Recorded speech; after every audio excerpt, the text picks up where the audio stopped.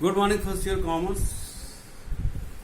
3 lecture हो चुका और फैक्टर ऑफ प्रोडक्शन से तो समझ में आ गया होगा। याद रखना 4 होता है, 5वां कभी मत बोलना कहीं भी। यह मेरी बात को आप एकदम याद रखिएगा। आज हम लोग बताएंगे मैक्रो और माइक्रो इकोनॉमिक्स क्या होता है।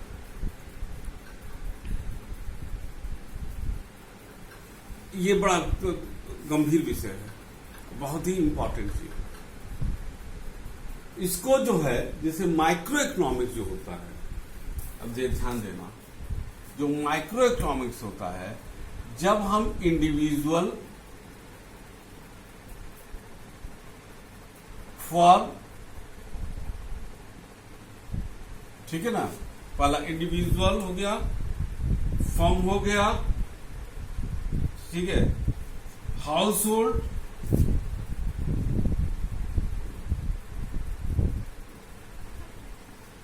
और इंडस्ट्रीज की बात करें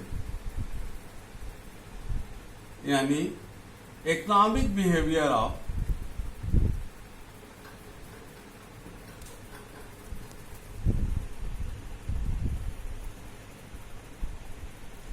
एंटिटीज, ये आपका माइक्रो। जैसे हम एक व्यक्ति की बात करें, एक फर्म की बात करें, एक परिवार की बात करें, एक उद्योग इंडस्ट्रीज की बात करें, उसके बारे में हम जब बात करते हैं तो हम लोग उसको करते हैं, उसको हम लोग डील करते हैं माइक्रो इकोनॉमिक्स में। मैक्रो इकोनॉमिक्स में जो है हम एज ए होल कंट्री की बात करते हैं।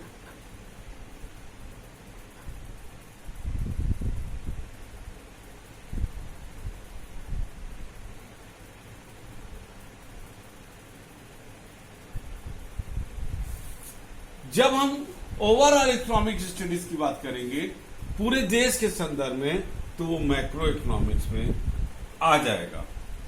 जब हम डिमांड एंड सप्लाई की बात करेंगे,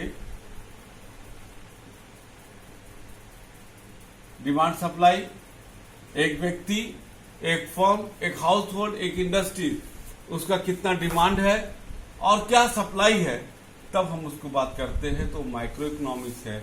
लेकिन जब वर्ड लग जाता है एग्रीगेट, यानी कि एग्रीगेट डिमांड या एग्रीगेट सप्लाई,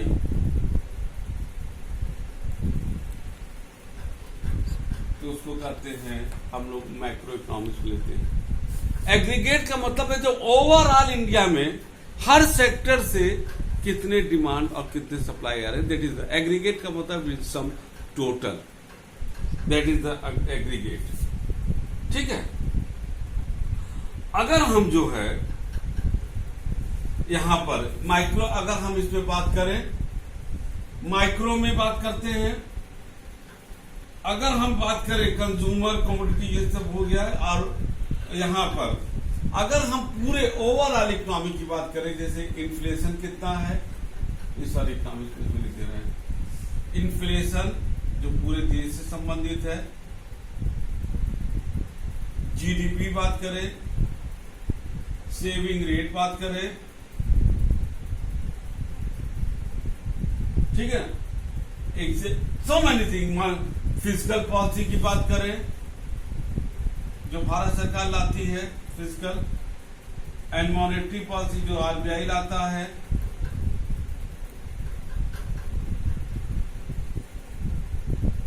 अभी हम सब एग्जाम्पल के रूप में बताएंगे। पहले आप एक डिफरेंस को देख लीजिए, तो इसका मतलब we are talking about the macro economics.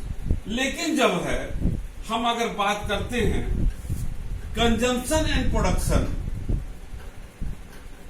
कितना कंजम्पशन हुआ और कितना प्रोडक्शन हुआ, तो हम बात करते हैं माइक्रो इकोनॉमिक्स का। ठीक है, पूरा इसमें यहां पर जब हम overall theory of employment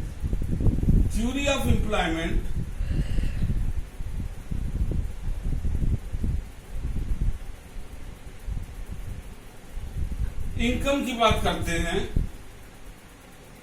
overall economic wise consumption की बात करते हैं, ओवरऑल इकोनॉमिक वाइज प्रोडक्शन की बात करते हैं, तो माइक्रो इकोनॉमिक्स की बात करते हैं।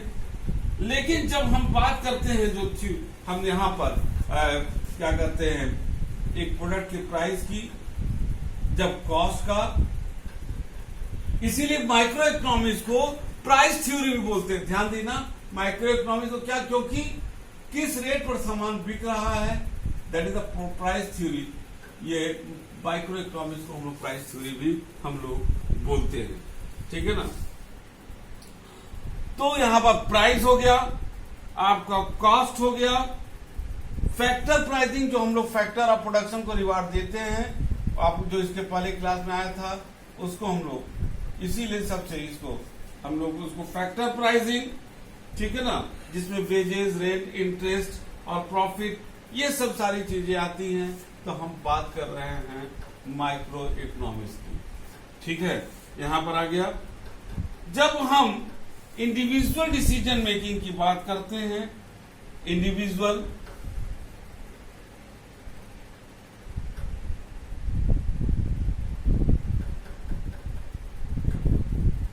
मेकिंग या managerial decision making,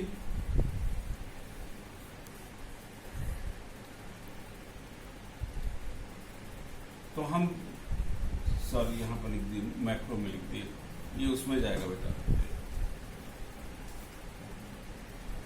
individual and managerial decision making, चूंकि एक व्यक्ति और इंडिविजुअल मैनेजरियल एक फर्म इंडस्ट्री से आता है, तो ये आपका माइक्रो इकोनॉमिक्स का होता है, ठीक है। लेकिन जब हम पॉलिसी फॉर्मुलेशन की बात करते हैं,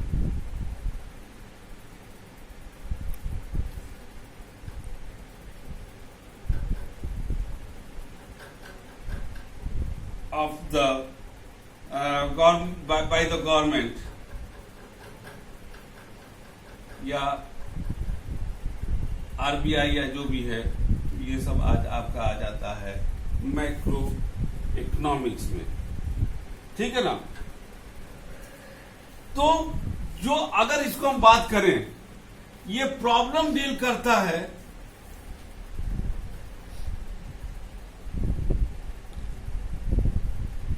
ओवरऑल इकोनॉमिक,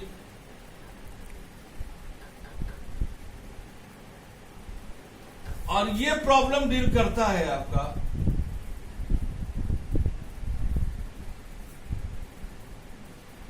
फॉर्म जो ऊपर दिया है, एटीसी लिखने की जरूरत नहीं है उसको। अब हम देखिए इसको तो लिख दिए बेटा, कुल आपका 1 2 3 4 5 6।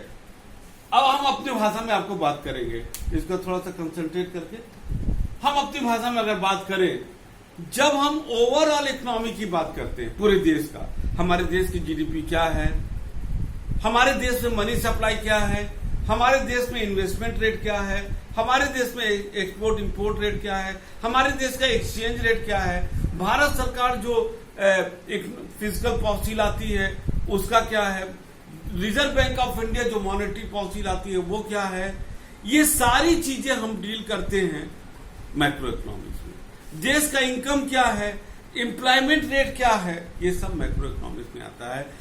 It means macro economics deal the overall economic. Macro economics overall economic deal करता है एक स्पेसिफिक सेक्टर, एक स्पेसिफिक व्यक्ति, एक स्पेसिफिक इंडस्ट्री, एक स्पेसिफिक प्रॉब्लम को नहीं डील करता, वो ओवरऑल इकोनॉमिक्स होता है।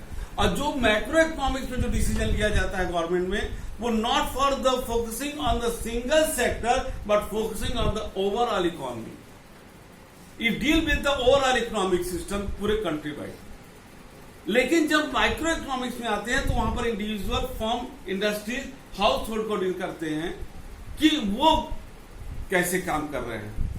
एक कंपनी है, एक प्रोडक्शन हाउस है, वो सामान बना रहा है, उसका कॉस्ट क्या रहा है, उसका जो है कॉस्ट है, वो प्राइस कितना रखा है, जो उसके फैक्टर ऑफ प्रोडक्शन है, जिससे लेबर को कितना दे रहा है, जिसको लेबर के अंतर्गत आपका हो गया वेजेस, रेंट, लैंड को रेंट कितना दे रहा है, और कैपिटलिस्ट को वो इंटरेस्ट कितना दे रहा है, एंटरप्रेन्योर प्रॉफिट कितना कमा रहा है, एक ओवरऑल सामान क्या बिक रहा है, उसके लिए वो डिमांड कितना क्रिएट हो रहा है उस कंपनी का, उस प्रोडक्ट का, और कितना माल उपलब्ध है, that is the micro economics में। लेकिन यही demand supply, when we are singly talking, individually हम टॉकिंग डिमांड सप्लाई, तो वो माइक्रो इकोनॉमिक्स है। लेकिन जब एग्रीगेट वर्ड लग जाता है, एग्रीगेट डिमांड और एग्रीगेट सप्लाई, तो वो बन जाता है आपका माइक्रो इकोनॉमिक्स, क्योंकि एग्रीगेट होता है ओवरऑल इकोनॉमी में क्या डिमांड है और ओवरऑल सप्लाई क्या है। भाई इंडिविजुअल डिमांड गोरखपुर में बाढ़ आ जाए तो इंडिविजुअल डिमांड गोरखपुर में गिर जाएगा, लेकिन पूरे देश में गिर जाए ये जरूरी नहीं है। लेकिन जैसे कोविड-19 वाला जो आपकी लॉकडाउन चला, इसमें ओवरऑल इकोनॉमिक पोजीशन में डिस्टरबेंस हुआ, तो ये मैक्रो इकोनॉमिक्स आपका डिस्टर्ब हो गया। उसमें एम्प्लॉयमेंट, ओवरऑल एम्प्लॉयमेंट गिरा, ओवरऑल एक्सचेंज रेट गिरा, ओवरऑल जीडीपी रेट गिरा, हर एक सेक्टर में ओवरऑल गिरा। तो यहां पर ये बेटा माइक्रो इकोनॉमिक्स के एक चीज में आ जाता है। तो जो माइक्रो इकोनॉमिक्स है वो ओवरऑल आता है, और माइक्रो इकोनॉमिक्स जब उसको हम कहते हैं फॉर्म इंडस्ट्री, उसके आधार पर होते हैं। यहां पर एक चीज बता दें, माइक्रो इकोनॉमिक्स को सबसे पहला प्रोपाउंड किया था professor केल्स।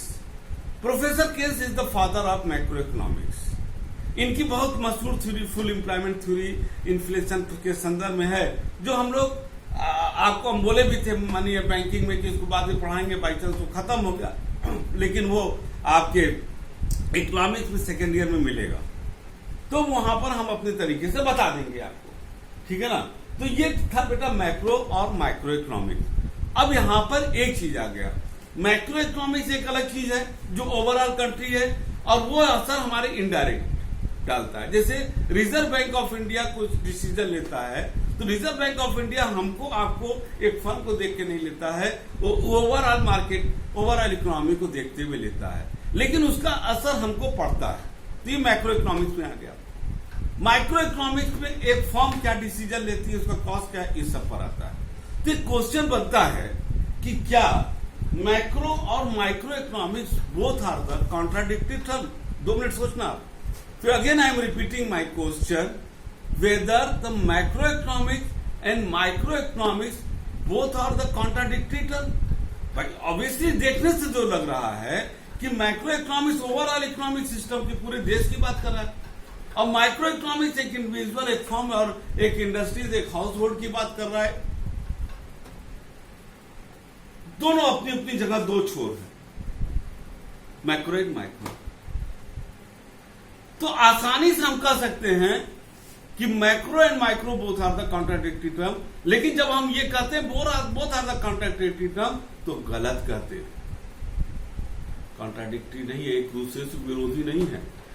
Both are the complementary term, एक दूसरे के पूरक हैं। क्यों? ध्यान से एग्जाम्पल से समझना। अगर एक इंडस्ट्रीज में माने किसी सामान का दाम, उसका डिमांड बढ़ रहा है उस प्रोडक्ट का, जब वो डिमांड बढ़ेगा तो ज्यादा व्यापारी, जब लोग ज्यादा से ज्यादा खरीदेंगे, व्यापारी बेचेगा, व्यापारी प्रॉफिट कमाएगा, तो प्रोड्यूसर से कहेगा भाई साहब बनाइए। तो प्रोड्यूसर जब ज्यादा से ज्यादा बनाएगा, तो वो ज्यादा से ज्यादा बनाएगा तो उसको भी फायदा होगा। तो जब फायदा होगा तो अपने फैक्टर ऑफ प्रोडक्शन को भी बहुत अच्छा देगा। फैक्टर ऑफ प्रोडक्शन, लेबर भी आएगा, मार्केट से सामान खरीदेगा, ये सब खरीदेगा। और अब सप्लाई आएगा तो वो व्यापारी और इंडस्ट्रीज डालेगा, इन्वेस्टमेंट डालेगा, लोगों को रोजगार मिलेगा। ठीक है ना। ये तो माइक्रो इकोनॉमिक्स में आ गया, क्योंकि एक यूनिट, एक सेक्टर ये कर रहा है। लेकिन अगर सारे सेक्टर इकोनॉमी में होने लगे, सारे सेक्टर इस तरह से काम कर रहे हैं, इन्वेस्टमेंट हो रहा है, प्रोडक्शन हो रहा है, और सब लोग एम्प्लॉयमेंट जनरेट कर रहा है, सेविंग बढ़ रहा है, तो वो अगर सारे सेक्टर करेंगे तो कलेक्टिवली जब सारे से करने लगते हैं तो मैक्रो इकोनॉमिक्स में हो जाएगा कि ओवरऑल इकोनॉमी में एम्प्लॉयमेंट क्रिएट हो रहा है, ओवरऑल इकोनॉमी का इन्वेस्टमेंट बढ़ रहा है, सेविंग बढ़ रहा है, इनकम बढ़ रहा है, जीडीपी बढ़ रहा है, नेशनल इनकम बढ़ रहा है, हमारी देश की अर्थव्यवस्था मजबूत हो रही है, मैक्रो इकोनॉमी। तो ये था माइक्रो टू मैक्रो। अब हम बात करते हैं मैक्रो टू माइक्रो। अब रिजर्व बैंक ऑफ इंडिया ने कोई डिसीजन ले लिया। सपोज कर लीजिए कि रिजर्व बैंक ऑफ इंडिया तमाम, there are so many, through the so many monetary policy, reserve bank of India adjust the money supply in the economy. Reserve bank ने जो CRR, इसका तो डिस्कशन बाद में होगा सेकेंड ईयर में, money supply बढ़ाया। अब मनी सप्लाई बढ़ाया, कैसे बढ़ाया ये तो एक टेक्निकल होगा, उस पर हम अभी नहीं उलझेंगे। मनी सप्लाई बढ़ा दिया। अब मनी सप्लाई बढ़ेगा तो रिजर्व बैंक के पास से पैसा बैंकों का कॉमर्शियल बैंक के पास आ जाएगा। कॉमर्शियल बैंक की लिक्विड पोजीशन, कैश पोजीशन मजबूत हो जाएगी। अब वो ज्यादा कैश अपने पास रख नहीं सकते, तो वो इंटरेस्ट रेट गिरा देंगे। इंटरेस्ट रेट गिरा देंगे तो व्यापारी, बिजनेसमैन, इंडस्ट्रीज उस पैसे को लेगा अपने बिजनेस के लिए, बिजनेस के लिए कम इंटरेस्ट पर लेगा, लगाएगा। अब जब वो लगाएगा, नया बिजनेस खुलेगा, नई इंडस्ट्रीज खुलेगी, लोगों को रोजगार मिलेगा। लोगों को रोजगार मिलेगा, एक व्यक्ति रोजगार पाएगा, एक फर्म ज्यादा प्रॉफिट अर्न करेगा। फिर वो जब सबको इनकम होगा तो मार्केट में जाके डिमांड क्रिएट करेंगे। अब देखिए फिर वही साइकिल वही पहुंच गया। ये था मैक्रो टू माइक्रो। तो both are macro and micro both are not the complementary term, both are not the contradictory term. विरोधाभासी नहीं है। देखने से लग रहा दो छोर है, लेकिन वो दो छोर ऐसे हैं जो एक साइकिल का निर्माण करते हैं कि माइक्रो से तो माइक्रो होगा, हम माइक्रो से टू माइक्रो होगा, और तभी इकोनॉमी हमारी अच्छी तरीके से मूव कर सकती है। तो ये बेटा था आज का macro economics and micro economics. ठीक है, तो हमारे ख्याल से इसको समझ में आ गया होगा। ये जो हमने इसको लिख दिया है, इसको आप लोग नोट कर लीजिएगा। मैंने फिर से बोलेंगे, CBSE books will be very much beneficial for your study. और NCERT की किताब मैंने पहले भी सजेस्ट कर दी, उसको खरीदिएगा, पढ़ते रहिएगा। और क्वेश्चन आप निश्चित रूप से पुटअप करना। आप हमसे व्यक्तिगत रूप से संपर्क करके आप क्वेश्चन ले सकते हो, मोबाइल पर पूछ सकते हो। ये सारी चीजें सुविधा है। आप नंबर आपको मिल जाएगा, इसके पहले भी हम नंबर दे चुके हैं, आप उस नंबर से कांटेक्ट करिएगा। ठीक है ना, पढ़ते रहिएगा। नेक्स्ट क्लास में जो है हम लोग अन्य टॉपिक को उठाएंगे, महत्वपूर्ण टॉपिक का। कोई टॉपिक छोड़ना नहीं बेटा, और इसको महत्वपूर्ण ढंग से पढ़िएगा। और अब इस क्लास को हम यहाँ पर ओवर करते हैं, और इसके बाद नेक्स्ट क्लास के में हम मिलेंगे। तब तक के लिए goodbye and thank you.